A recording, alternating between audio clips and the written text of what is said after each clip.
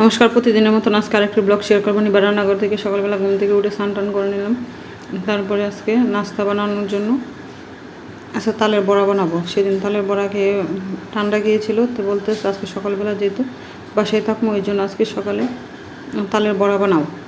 তালের বড়া পিঠা কিন্তু খেতে অনেক ভালো লাগে। তো আমি চিনি সুজি বাটি বাটি নিয়ে নিলাম, আর ময়দা নিয়েছি, আর 2টা কলা নিয়ে নিলাম। বেশি বড় করবো না, অল্প করে একটু বড়া বানাবো, সবাই যেন খেতে পারি সকালে, আর অল্প কয়টা থাকলে সন্ধ্যার সময় খেতে পারবে। তো ওই জন্য তাহলে আজকে বড়া বানিয়ে নিলাম, আর গরম গরম খাওয়ার জন্য সবাই সকালে বাসায় ছিল।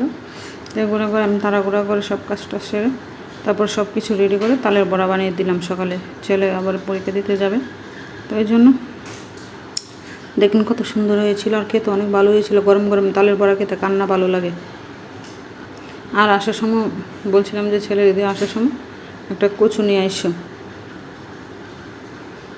20 কচু। আমাদের আজকে অমাবস্যার মেয়েদের বাথরুমের অমাবস্যাতে কচু খাওয়া লাগে। ওই তো যে কোনো মনের কচু না, 20 কচু নাকি খাওয়া লাগে। তো কচুটা আবার আমাদের রাজগঞ্জ বাজারে অনেক পাওয়া যায়, অ্যাভেলেবেল পাওয়া যায়। তো আমার কুমিল্লা ডিস্ট্রিক্টের মানুষ প্রায় সময় এই দেখি বাথরুম আসে সবাই কম বেশি কচুটা খেয়ে থাকে। আর কচুটা রান্না করলাম আজকে ইলিশ মাছের মাথা দিয়ে।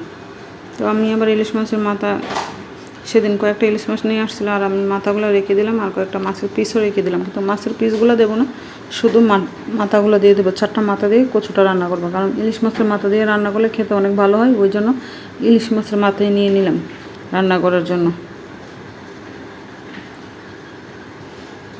আগে আমি কচুটা সিদ্ধর মধ্যে মাছের মাথাগুলো দিয়ে দিলাম, দিলে হলুদ লবণ দিয়ে ভালো করে সিদ্ধ করে নেব। তারপরে সব কিছু মশলা ভালো করে বেটে নিয়েছি। আমি কিন্তু সব মশলা আজকে শিলপাটায় বেটে নিয়েছি। আর ওইদিকে জাম্বুরা বললাম নিয়ে আসলো তালের সাথে। মেয়ে আবার জাম্বুরা একটু পছন্দ করে, তো আজকে মেয়ে অর্ধেকটা জাম্বুরাই বানিয়ে নিলাম ভর্তা খাওয়ার জন্য, আবার কালকে অর্ধেকটা বানাবো আর কি।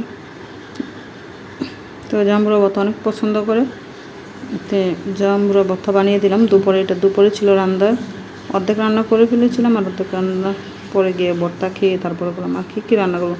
আজকে ছড়া দিয়ে, কচুর ছড়া দিয়ে মাছ দিয়ে রান্না করব। আর মাছের মাথা অনেকগুলো হয়ে গেছে, এতে মাছের মাথা দিয়ে বেগুন দিয়ে একটু গাঢ়া রান্না করে খাবো, বেগুনের গাঢ়া কিন্তু খেতে অনেক ভালোই লাগে। আর ওইদিকে আমি মশলাটা ভালো করে কষিয়ে নিয়েছি, আর ছড়াগুলো আগেই বেজে নিয়েছি একটু ভালো করে। তো এখন ছড়া দিয়ে মাছ দিয়ে একটা তরকারি রান্না করবে। তো মাছ বেজে নিয়েছি, ছেলের জন্য 2 পিস মাছ রেখে দেবো, কারণ ছেলে মাছের বাজিটা একটু পছন্দ করে। বোনাও খেতে চায়, কিন্তু আবার কচুর তরকারি খাবে, কচু খাবে না, ছড়া খাবে না, বেগুন খাবে না, গাঁটা মাটা কিছু খাবে না, শুধু মাছ বাজিটা খাবে। তো ওই জন্য ছেলের জন্য মাছ বাজি রেখে দিলাম। আর আজকে বেগুন দিয়ে মাছের মাথা দিয়ে গাঁটা রান্না করলাম, চৌড়ার তরকারি রান্না করলাম। ভালো লাগলে লাইক শেয়ার করবেন।